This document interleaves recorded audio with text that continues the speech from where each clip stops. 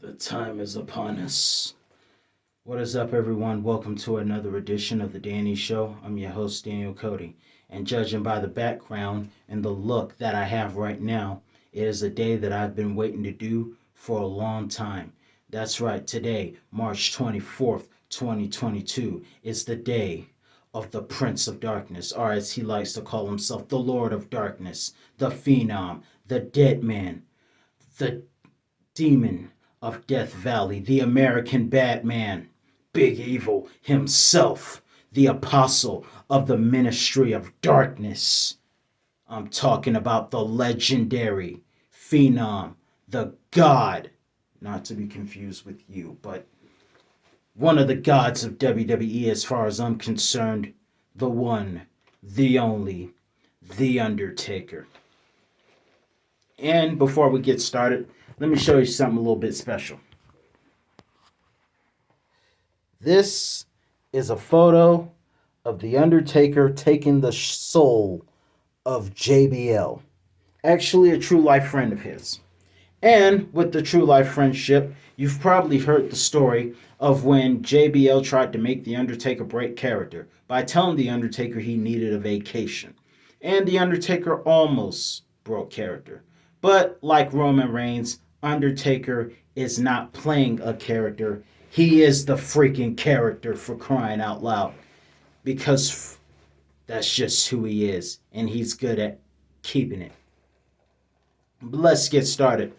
As a custom on this channel, I always do reviews on one of my top 10 favorite matches from particular superstars on special days like this. And today we're going to do my top 10 favorite matches of The Undertaker from WrestleMania. Because ironically, The Undertaker was undefeated at WrestleMania for a long time. And ironically, as we gear up for WrestleMania, The Undertaker's birthday just so happens to fall during WrestleMania season. So, let's get started. At number 10, we have The Undertaker versus Psycho Sid at WrestleMania 13. Ironically, this past Monday, Raw was held from Chicago, Illinois, the same location at WrestleMania 13 where The Undertaker faced Psycho Sid.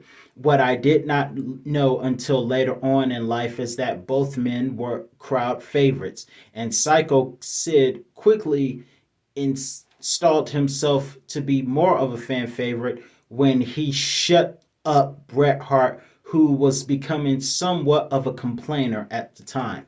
However, this was a great match and it was great to watch. I really enjoyed it. There was a moment where Psycho Sid stole The Undertaker's finisher, like some like to do, but it doesn't work. We also saw, as Shawn Michaels pointed out, two big men getting aerial tonight, which was awesome. Shawn Michaels was a special guest on commentary that night.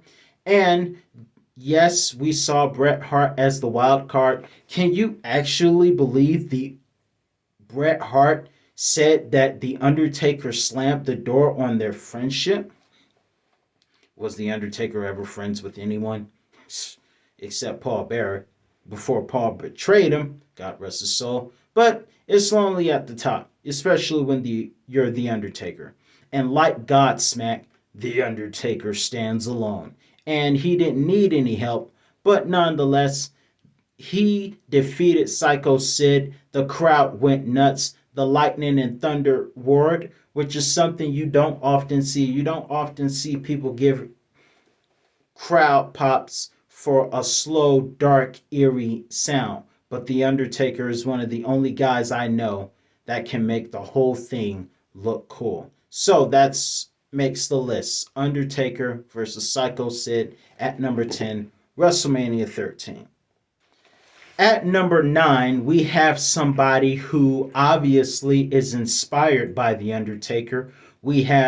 At number 9, we have Undertaker versus Bray Wyatt at WrestleMania 31 near San Francisco, California, but literally in Santa Clara. This match started because Bray Wyatt taunted The Undertaker after Undertaker hadn't been seen since our hearts were devastated by his loss at WrestleMania 30. So Bray Wyatt continued to taunt The Undertaker, calling himself the new face of fear. And truth should be told, like Sting versus Undertaker, this was a particular dream match because Bray Wyatt was coming in and he was a bit of an eerie guy himself. And nobody does eerie like The Undertaker. In this match, we saw the best of Bray Wyatt. We saw Bray Wyatt had a good entrance. We saw The Undertaker. And one of the parts that I loved about the match was when Bray Wyatt did the spider crawl, thinking The Undertaker was down. But in the middle of the spider crawl, The Undertaker sat up and finished him off. But while we're on that subject, let me ask you guys this. I was going to save this. I'm going to do this hopefully in the next time Hell in a Cell comes around. We'll gear up for that. But I want to ask you guys something for fun. Bray Wyatt as the Fiend versus The Undertaker as the Minister of Darkness from 1999. Two of the darkest personas of both men inside Hell in a Cell at WrestleMania. Who do you think would win that one? At WrestleMania 31, The Undertaker won, but who do you think would win if that match ever happened? Let me know in the comments section below what you think. At number 8, it was the start of an amazing rivalry, but at number 8, we have The Undertaker versus who is now the Viper, Randy Orton, before he was the Viper. Now, this match came because Randy Orton had established himself as the Legend Killer and wanted to continue that legacy.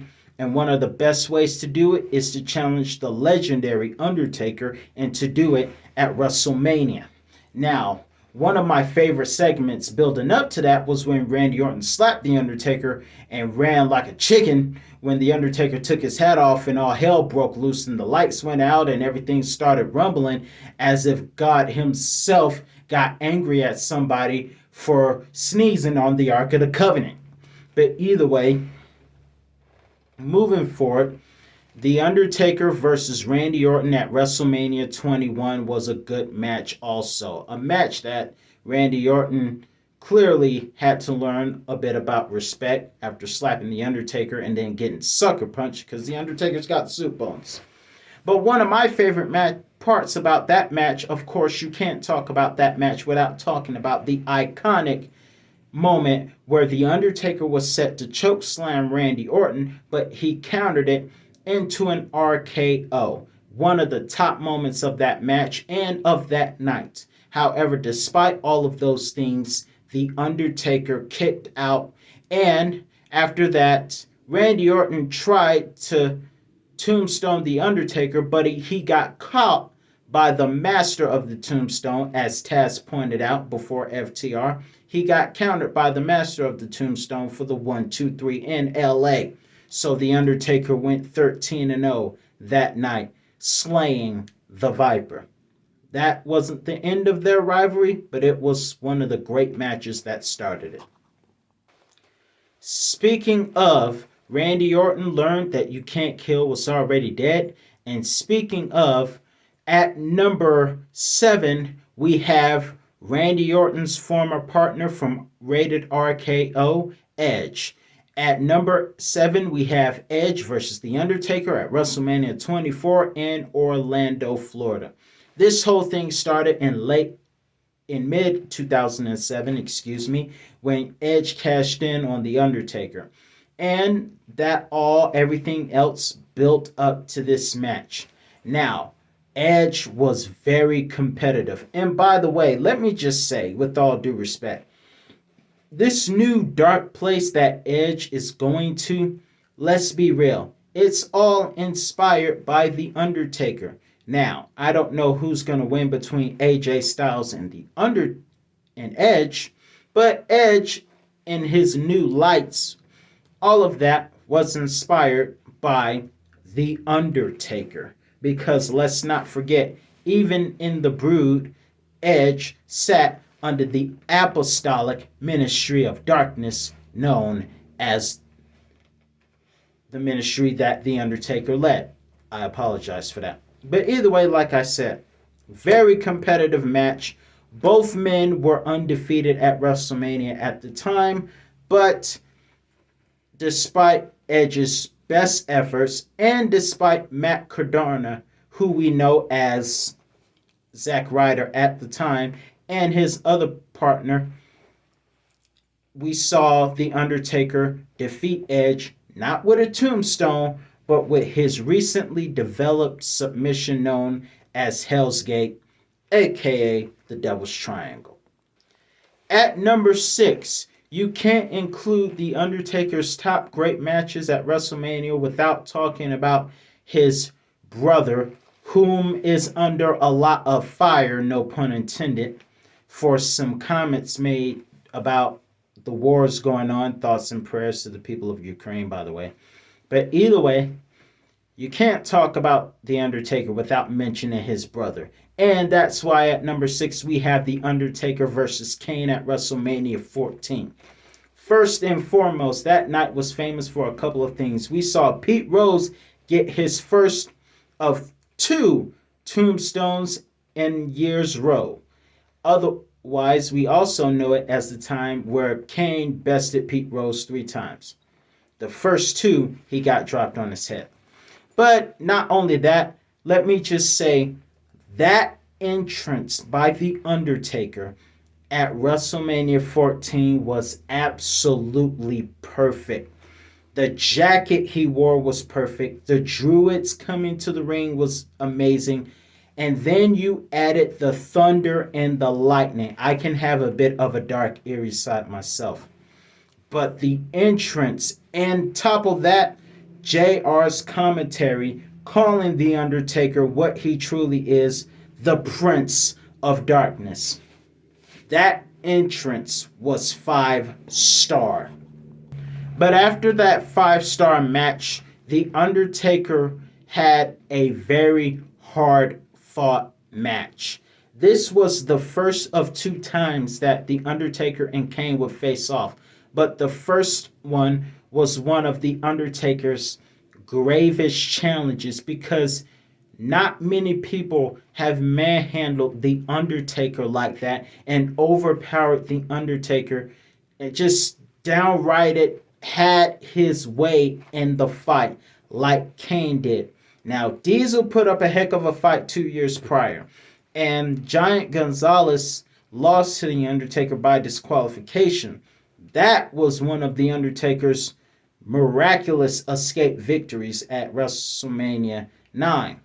However, this match was one of The Undertaker's biggest challenges. No one ever manhandled and dominated The Undertaker, or barely anyone has, like Kane.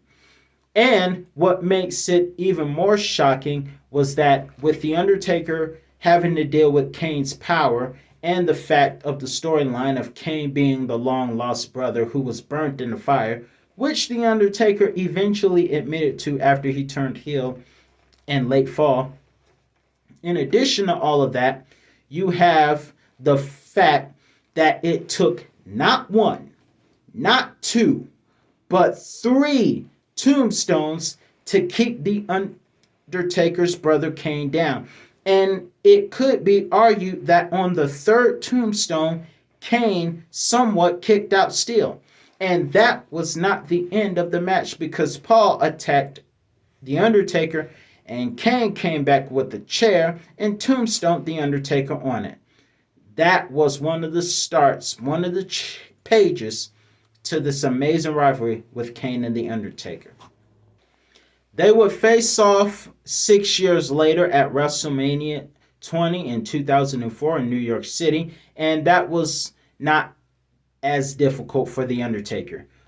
In fact, Kane said to Randy Orton the next year, "I faced The Undertaker twice, and 2 times I was lucky to escape." No, the first time The Undertaker was lucky to escape. Second time, Kane was lucky to escape. But that first one, that was one of Undertaker's hardest fought fights. At number 5, we have The Undertaker versus The Animal Batista at WrestleMania 23 in Detroit, Michigan in 2007. This was a great match. Some would say that was one of the matches of the year in 2007. But it was amazing. The Animal, before he was spitting on the mic, demanding what he wants, he brought the fight to The Undertaker. This was a match between Streak versus Championship. Undertaker's streak was on the line, and Batista's World Heavyweight Championship was on the line. Batista brought the spine buster, the spear, and a power slam through the announce table. That was not enough to keep The Undertaker down. It took choke slams and last ride, but of course it was eventually the tombstone that brought The Undertaker his 5th championship, and 10 years after winning at WrestleMania 13, he held the world title again in 2007 at WrestleMania 23. And even though both men were fan favorites, like WrestleMania 23 and like WrestleMania 13, everybody had much more respect and interest in The Undertaker. At number 4, we have The Undertaker versus the best in the world, CM Punk. And this match, like Sting versus Samoa Joe, be sure to check out my review on my favorite Sting matches. Like Sting versus Samoa Joe, this match was built on respect. However, this was so personal. Recently, at that recent time, Paul Bearer had passed away, and CM Punk had taunted Paul Bearer, taunted his legacy. And there's one thing you don't do is you don't mock a person when they're grieving. CM Punk did this. In fact, Punk alluded to this when he had that promo with MJF when he talked about pouring ashes of a legendary manager on a wrestler's face. He was alluding to The Undertaker for those of you who saw AEW. But great match. This match was at WrestleMania 29 at East Rutherford, New Jersey, not too far from New York City. This was a great match. CM Punk was a heel at the time, and boy, CM Punk is one of the guys that when he's a heel, he will make you hate his guts. And he truly made us all hate him for disrespecting the late Paul Bearer. And he twisted the stipulations as was done to him a year prior. Nonetheless, The Undertaker overcame all of that and the disrespect of Paul Heyman, the wise man now. And there was one part that I really loved about that match was when The Undertaker sat up from the Anaconda Vice and gave CM Punk that look. And Punk had that old look on his face. He knew it was a wrap. And it was. Undertaker remains undefeated at WrestleMania, and he took back the urn that CM Punk stole. At number 3, this one was another one of my favorites, but it was The Undertaker's last match that took place a couple of years ago. Ironically, I mentioned Edge earlier and the lights being inspired by The Undertaker. Edge was at number 7. At number 3 is Edge's opponent for this year's WrestleMania, AJ Styles. Or should I say Alan Jones, because we were getting very personal at the time. First of all, that promo that The Undertaker cut before WrestleMania when he brought back his biker attire, which is why I'm dressed this way, that was one of the greatest promos, one of my favorite Undertaker promos. Another one was where he owned The Rock, as some might say. You remember that one, the one where it goes, although I might not dress like Satan anymore, I'm still down with the devil, and I will go medieval on your ass. Yeah, that one. But either way, at number 3, WWE was forced to do something to keep things a lot interesting because that was during the pandemic. So WWE decided to give Undertaker a match befitting him, but inside of a boneyard with AJ Styles. A cinematic match that was awesome. One of the first ever cinematic matches in a while. And despite the fact that AJ brought his 2 donkey clowns, Anderson and Gallows, with him, The Undertaker in his unholy trinity, which he is all by himself, overcame AJ Styles. Fun fact, guys, did you know Gallows was supposed to be the third brother of Kane and The Undertaker, and it was supposed to happen, I believe, in 2010. It didn't happen. But either way, somewhere between 2008 and 2010. But either way, that's a fun fact for you. But despite all of that, The Undertaker remained victorious after choke slamming AJ Styles off the roof of a barn and burying him alive and rolling out in his motorcycle. I just wish we could have heard Limp Bizkit. The last two matches are from D-Generation X. And the first one at number 2 is The Undertaker versus Triple H at WrestleMania 28. Now, WrestleMania 17 in Houston was good. WrestleMania in my former hometown of Atlanta was also very entertaining to watch. They edited out Johnny Cash's No Grave, but either way, it was still a great match. Even though this match right here happened because The Undertaker wanted redemption for himself, because the previous year, while he won via submission, he was unable to walk out of the ring on his own. So, with the dark shift, The Undertaker shaved his head into a mohawk. I actually tried to do that once, but I need more skills. But either way, The Undertaker shaved his head into a mohawk, and Shawn Michaels was the special ref. This Hell in a Cell match was a dream match since both men were masters at Hell in a Cell. And also, one of my favorite moments of that match, and I know it's yours too, was when The Undertaker was set to tombstone Triple H. Shawn Michaels did the sweet chin music, combined with the pedigree from Triple H, and The Undertaker still kicked out. That brings me out of my seat to this day. Nonetheless, after taking Triple H's sledgehammer and Triple H's defiant attitude, suck it, The Undertaker still dropped Triple H and got his redemption, and they all had an iconic moment where they stood on the ramp as everybody gave respect to both Triple H, Shawn Michaels, and The Undertaker in what was known as the end of an era. Speaking of Shawn Michaels, that leads me to number 1, and that is Shawn Michaels versus The Undertaker at WrestleMania 25.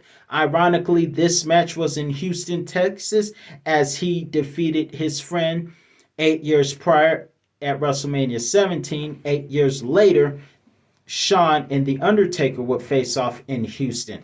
WWE is going to be in Dallas, but they were in Houston. And it was the best match ever. Match of the year, truth should be told. One of my favorite moments of that match came when The Undertaker went for the tombstone. 1, 2, Shawn Michaels kicked out, and The Undertaker's face that night became a meme. It was 5-star. The reaction was absolutely perfect. Nonetheless, after Shawn Michaels brought his best foot forward, and not to mention, ever since WrestleMania 22, we always got to see the special Undertaker dive. But that one kind of injured The Undertaker that night. Despite all of this, The Undertaker caught Shawn Michaels with the second tombstone and would get the victory, still remaining undefeated at WrestleMania. They would have another match the next year at WrestleMania 26. However, that one was for Shawn Michaels' career on the line. Of course, The Undertaker remained undefeated. Shawn Michaels lost, which meant Shawn Michaels retired. But nonetheless, Triple H and Shawn Michaels gave The Undertaker some of the best WrestleMania matches and some of the best matches ever. So what was your favorite Undertaker match? Let me know. I'm your host, Daniel Cody. That's all the time I have for you today. And I'll be back with another review on all things wrestling. Until next time, to all, rest in peace.